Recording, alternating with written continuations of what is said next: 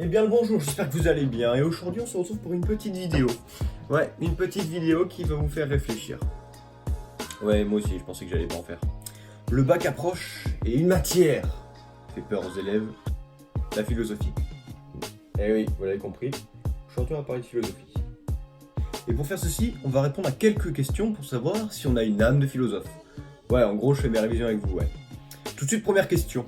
Quel âge auriez-vous si vous ne savez pas quel âge vous avez? Non. Ben, en gros, cette question, c'est que si on n'était pas au courant de notre âge, quel âge nous donnerions-nous? Je pense que c'est comme ça.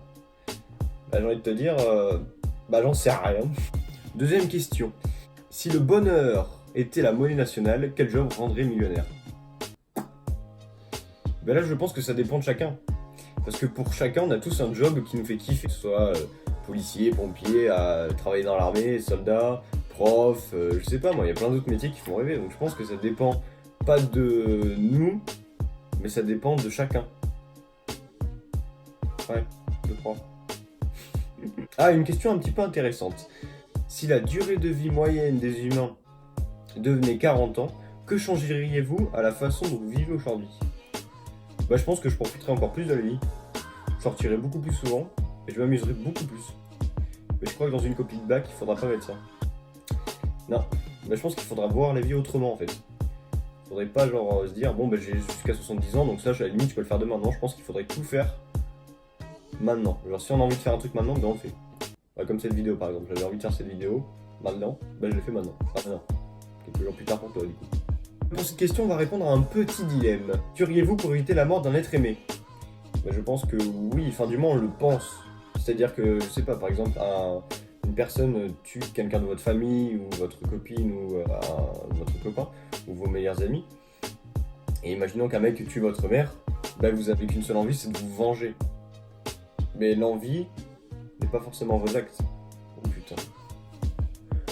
Ça chauffe! Ça chauffe! Non mais je pense en vrai ça dépend. Parce qu'on dirait tous, ouais, moi je me vengerais et je le tuerais, mais est-ce qu'on serait vraiment capable? C'est ça la vraie question. Est-ce qu'on serait vraiment capable? Cette vidéo part en couille! Alors cette question va mettre toute mon existence en vie parce que je le fais tout le temps. Et je pense que je suis pas le seul. Vous arrive-t-il de pousser le bouton de l'ascenseur plusieurs fois d'affilée? Pensez-vous vraiment que cela serve à quelque chose? Mais on a tous déjà spammé un bouton d'ascenseur parce qu'il n'est pas. Ou parce que la porte se fermait pas. On l'a tous fait.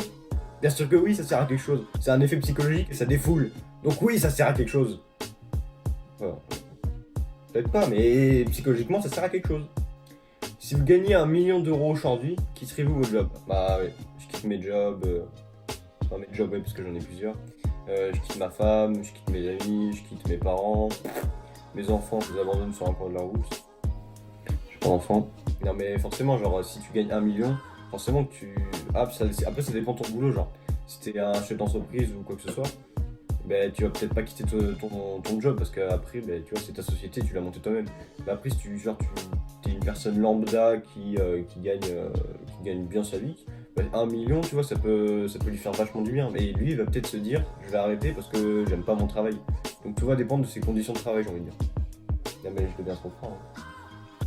Quelle est la différence entre être en vie et vivre pleinement?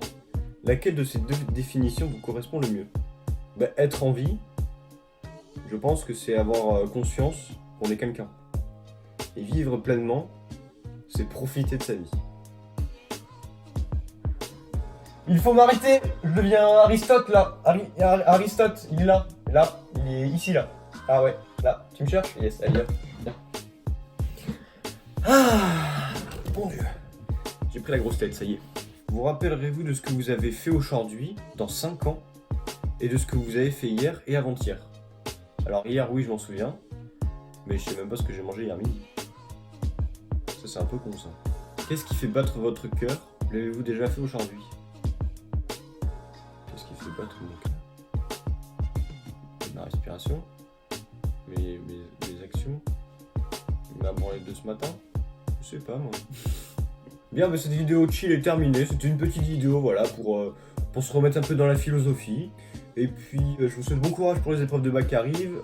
Il n'y aura pas de nouvelles vidéos avant le bac. Donc là, c'était la dernière, il y en aura après. Si c'est le cas, n'hésitez pas à laisser le petit pouce bleu comme d'habitude, à partager le lien de la vidéo et à vous abonner à la chaîne YouTube. Je parle comme ça, je sais pas pourquoi. Et je vous fais de gros bisous. À bientôt.